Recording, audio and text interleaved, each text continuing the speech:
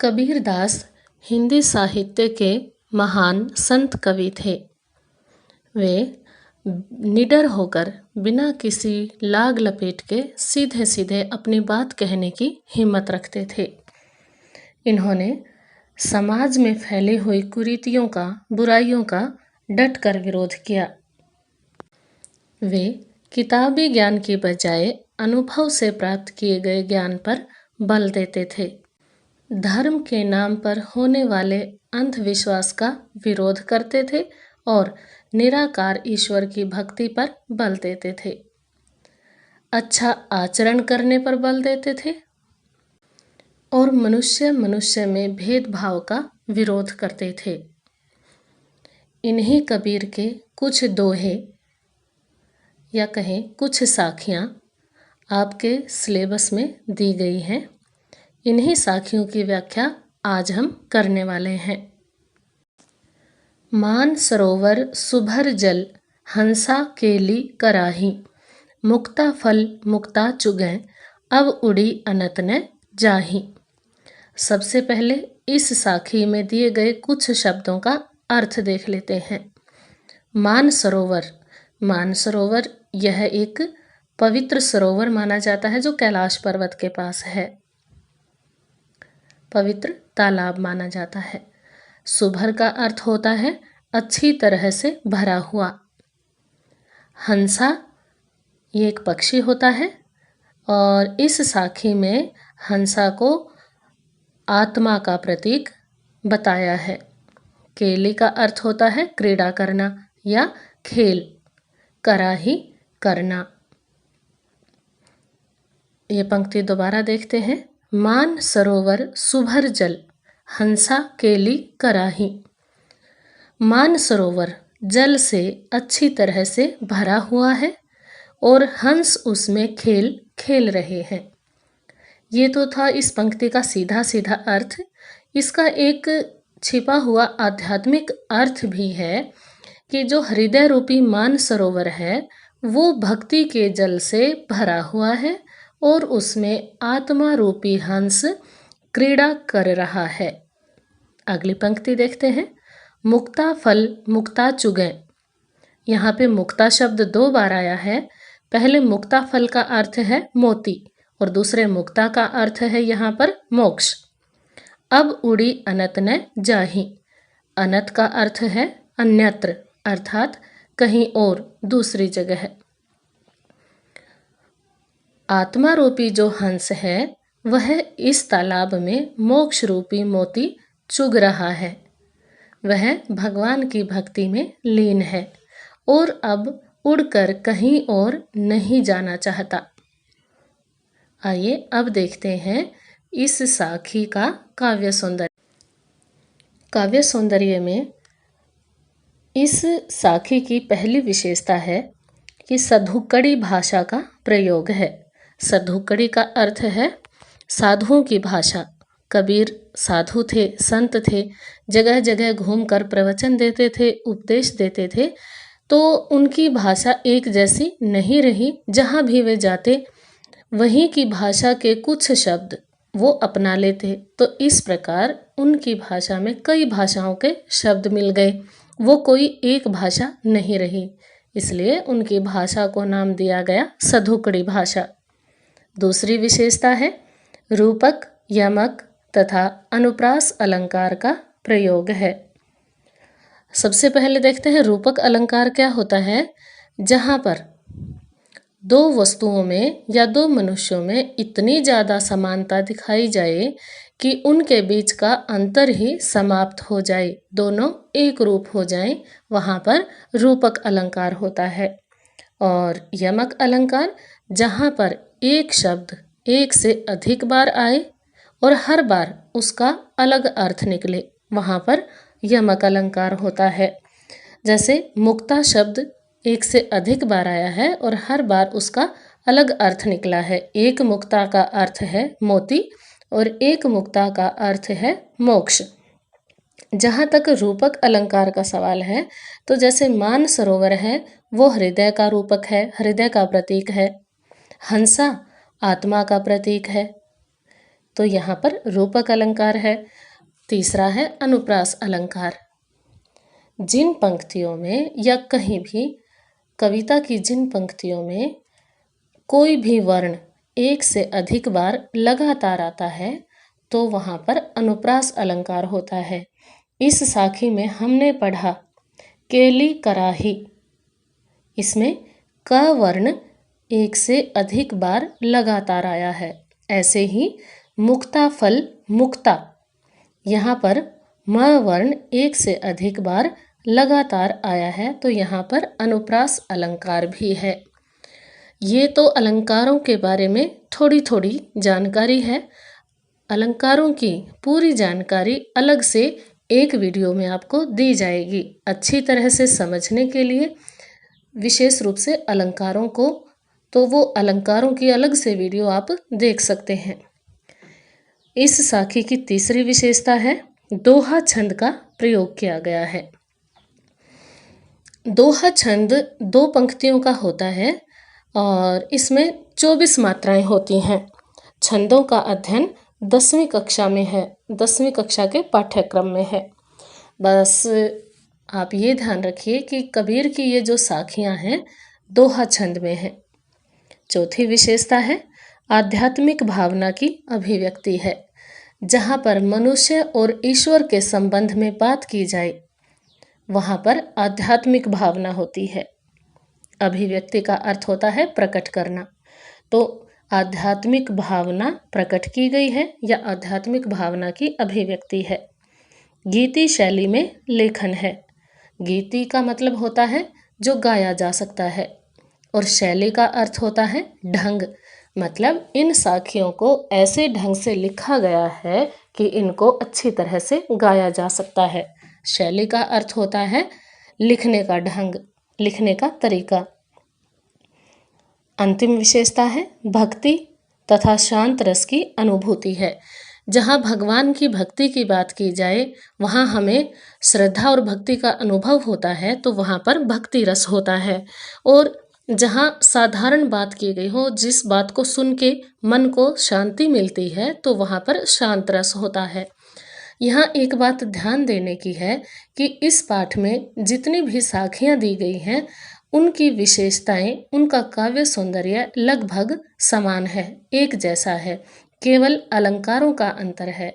इसलिए प्रत्येक साखी की विशेषताएं यही रहेंगी, जैसे कि तैसे रहेंगी, केवल अलंकार ही बदलेंगे। इसलिए आप सभी साखियों के काव्य सौंदर्य में या उनकी विशेषता में ये सभी विशेषताएं लिख सकते हैं। आइए अब देखते हैं अगली साखी। प्रेमी ढूंढत मैं फिरूं, प्रेमी मिले न कोई, प्रेमी को प्रेमी मिले, सब विष अमृत होई। इन पंक्तियों में प्रेमी शब्द भगवान के लिए प्रयोग किया गया है। कबीर दास जी कहते हैं कि मैं अपने प्रेमी को ढूंढता फिर रहा हूँ, लेकिन मुझे कोई भी अपना प्रेमी नहीं मिला। यहाँ कहने का मतलब है कि मनुष्य भगवान को बाहर ढूंढता फिरता है, लेकिन वो उसे नहीं मिलता, क्योंकि वो तो उसके हृदय में बसा हुआ है, बाहर नहीं है। प्रेमी को प्रेमी मिले, सब विष अमृत होई। यदि प्रेमी को प्रेमी मिल जाए, अर्थात यदि मनुष्य को अपने हृदय में भगवान मिल जाए, तो सब विष अमृत जैसे हो जाएंगे, अर्थात उसके सारे दुख सुखों में बदल जाएंगे। जैसा कि मैंने पहले आपको बताया था, इस साखी की विशेषताएं भी वही हैं जो पहले वाली साखी की थी। यहाँ केवल अलंकारों का ही अंतर है। इस साखी में रूपक अलंकार का प्रयोग है। प्रेमी शब्द ईश्वर के प्रतीक के रूप में लिया गया है और विष दुखों के प्रतीक के रूप में और अमृत सुखों के रूप में। तो यहाँ पर रूपक अलंकार है, बाकी सभी विशेषताएं वही हैं। सधुकड़ी भाषा है, दोहा छंद है, आध्यात्मिक भावना है और गीति शैली है, भक्ति और शांत रस है। हस्ती चढ़िए ज्ञान की सहज दुलीचा डारी, स्वान रूप संसार है, भूकन धे झक मारी। हस्ती का अर्थ है हाथी, दुलीचा का अर्थ है कालीन, डारी का अर्थ डालकर और स्वान का अर्थ है कुत्ता। हस्ती चढ़िए ज्ञान को सहज दुलीचा डारी। कबीरदास जी कहते हैं कि सहज कालीन बिछाकर हाथी की सवारी करनी चाहिए, ज्ञान के हाथी पर चढ़ना चाहिए। इसका दूसरा अर्थ है कि सहज भक्ति के द्वारा परमात्मा को प्राप्त करने का प्रयास करना चाहिए। स्वान रूप संसार है भूकन दे झक मारी। स्वान अर्थात कुत्ता, यह संसार कुत्ते की तरह है। जब हाथी चलता है तो कुत्ते भौंकते हैं, लेकिन हाथी उनकी परवाह नहीं करता और चला जाता है। कुत्ते धीरे धीरे भौंक कर झक मारकर रह जाते हैं। इसी प्रकार संसार भी आपको भक्ति करते हुए देखकर तरह तरह की बातें कहेगा। आप उसकी परवाह न करके भगवान की भक्ति में लीन रहेंगे तो संसार भी कुत्तों की तरह भौंक कर झक मारकर एक दिन अपने आप चुप हो जाएगा। इस साखी की विशेषताएं या कहें कि इस साखी का काव्य सौंदर्य भी पहले वाली साखी की तरह ही समान है, वैसे का वैसा है, उसमें कोई परिवर्तन नहीं है। वही भाषा है, वही छंद, वही अलंकार और वही शैली है। पखा पखी के कार ने सब जग रहा भुलान, निरपख होई के हरि भजै सोई संत सुजान। पखा पखी का अर्थ है पक्ष और विपक्ष, कारने का अर्थ है कारण, निरपख का अर्थ है निष्पक्ष, हरि का अर्थ है भगवान और सुजान का अर्थ है ज्ञानी। पखा पखी के कार ने सब जग रहा भुलायन। कबीरदास जी कहते हैं पक्ष और विपक्ष के चक्कर में पड़ने के कारण संसार के लोग परमात्मा को भूल गए हैं। अर्थात परमात्मा की भक्ति करते हुए भी लोग पक्ष विपक्ष, मनुष्य मनुष्य में या जाति जाति में भेदभाव करते हैं, इसीलिए वो ईश्वर के असली स्वरूप को भूल गए हैं। निरपख होई के हरि भजै सोई संत सुजान। जो व्यक्ति निष्पक्ष होके भगवान की भक्ति करता है वही मनुष्य सच्चा संत है और ज्ञानी है। इस साखी की काव्य सौंदर्य या विशेषताएं वही हैं जो पहले वाली साखियों की थी, केवल अलंकार में अंतर है। इस साखी में अनुप्रास अलंकार है। सोई संत सुजान, यहाँ पर सवर्ण एक से अधिक बार लगातार आया है। तो जहाँ पर एक वर्ण एक से ज़्यादा बार आए, लगातार आए, वहाँ पर अनुप्रास अलंकार होता है। इस साखी में सवर्ण सोई संत सुजान में सवर्ण एक से अधिक बार लगातार आने के कारण अनुप्रास अलंकार है। बाकी सभी विशेषताएं वही हैं। हिंदू मुआ राम कही, मुसलमान खुदाई, कहे कबीर सो जीवता, जो दुहू के निकटी न जाई। मुआ का अर्थ है मर गया, दुहू का अर्थ है दोनों। हिंदू मुआ राम कही, मुसलमान खुदाई। कबीरदास जी कहते हैं कि हिंदू राम राम कहते कहते मर गया। अर्थात हिंदू कहते हैं कि हमारा भगवान राम है, मुसलमान खुदाई, और मुसलमान कहते हैं कि हमारा भगवान हमारा खुदा है। हिंदू राम कहते कहते इस दुनिया से चले जाते हैं और मुसलमान खुदा कहते कहते इस दुनिया से चले जाते हैं। कहे कबीर सो जीवता, जो दुहू के निकटी न जाई। कबीरदास जी कहते हैं अंत में वही जीवित रहता है जो इन दोनों के नज़दीक नहीं जाता, अर्थात इन दोनों के चक्कर में नहीं पड़ता। धर्म और संप्रदाय के चक्कर में न पड़कर ईश्वर को एक मानकर उसकी भक्ति करता है, वही मनुष्य ईश्वर को प्राप्त कर पाता है।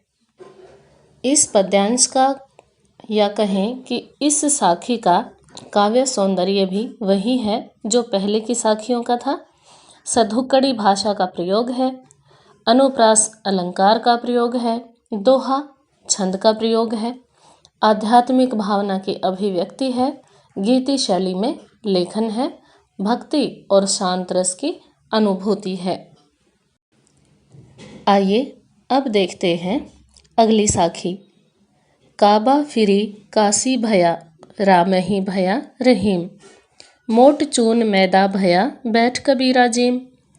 कबीर दास जी कहते हैं कि जब मैं अज्ञानी था, मुझे ज्ञान नहीं था, तो मैं परमात्मा की खोज में कभी मुसलमान बनकर काबा गया, कभी हिंदू बनकर काशी गया, ऐसे ही भटकता रहा। लेकिन जब मुझे ज्ञान हुआ तो राम और रहीम में मुझे कोई अंतर ही नज़र नहीं आया। राम ही भया रहीम, राम और रहीम एक हो गए। भया का मतलब होता है होना। मोट चून मैदा भया बैठी कबीरा जीम, फिर तो ऐसा हो गया कि मोटा चून भी मैदे जैसा बारीक लगने लगा। अर्थात कबीर दास जी को मोटे चून और मैदे में कोई अंतर नहीं लगा, वो दोनों उनके लिए एक समान हो गए। यहाँ इनके कहने का मतलब ये है कि जब ज्ञान हो जाता है, अज्ञानता दूर हो जाती है, तो संसार में सब कुछ साफ साफ दिखाई देने लगता है। सारे भ्रम, सारे अंतर दूर हो जाते हैं। इस साखी का भी काव्य सौंदर्य या कहें इस साखी की विशेषताएं वही हैं जो पहले वाली साखियों की थी। सधुकड़ी भाषा का प्रयोग है, अलंकार अलग है। इस साखी में रूपक अलंकार का प्रयोग किया गया है। यहाँ पर जो मोटा चून है वो प्रतीक है अज्ञानता का, मूर्खता का, इसीलिए संसार की सभी चीज़ें अलग अलग नजर आती हैं। जबकि मैदा प्रतीक है बारीकी का, ज्ञान का। जब ज्ञान हो जाता है, अज्ञानता खत्म हो जाती है, पिस जाती है और सब एक जैसा हो जाता है। बाकी की विशेषताएं वही हैं। दोहा छंद है, आध्यात्मिक भावना है, गीति शैली है, भक्ति तथा शांत रस है। ऊंचे कुल का जन्मिया, जे करनी ऊंच न होई। जन्मिया पैदा हुआ। सुबरन कलश सुरा भरा। सुबरन का अर्थ होता है स्वर्ण या सोना। कलश मटकी होती है। सुरा का मतलब है शराब। साधु निंदा सोई। देखते हैं इसकी व्याख्या। ऊंचे कुल का जन्मिया। कबीर दास जी कहते हैं कि ऊंचे कुल में जन्म लेने से क्या होता है। जे करनी ऊंच न होई, यदि हमारे काम ऊंचे ना हो, अर्थात ऊंचा बनने के लिए, श्रेष्ठ बनने के लिए अच्छे काम करने पड़ते हैं। सिर्फ ऊंचे कुल में जन्म लेने से मनुष्य ऊंचा नहीं हो जाता। सुबरन कलश सुरा भरा, साधु निंदा सोई।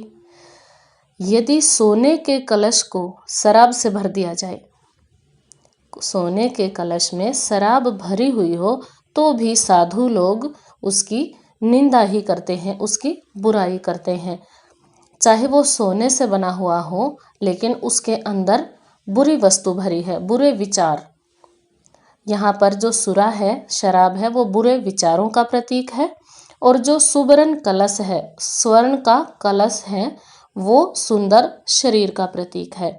अर्थात जिस प्रकार सोने के कलश में अगर शराब भरी हो तो साधु लोग उसे बुरा ही कहेंगे, इसी प्रकार मनुष्य का शरीर चाहे कितना भी सुंदर हो, यदि उसमें अच्छाइयाँ नहीं हैं, केवल बुराइयाँ हैं, तो वो बुरा कहा जाएगा, वो ऊंचा नहीं हो सकता। ऊंचा होने के लिए अच्छे कार्य और अच्छे विचारों का होना जरूरी है। इस अंतिम साखी की विशेषताएं भी वही हैं। सधुकड़ी भाषा का प्रयोग किया गया है। हाँ, अलंकार इसमें भी अलग है। इसमें रूपक अलंकार का प्रयोग किया गया है। जैसे जो सुबरन कलश है, सोने का कलश, वो शरीर का प्रतीक है, और जो सुरा है वो बुराइयों, बुरे विचारों का प्रतीक है, इसलिए यहाँ पर रूपक अलंकार है। तीसरी विशेषता है दोहा छंद का प्रयोग। चौथी विशेषता है आध्यात्मिक भावना की अभिव्यक्ति। पांचवी विशेषता गीति शैली में लेखन। और छठी विशेषता है भक्ति तथा शांत रस की अनुभूति।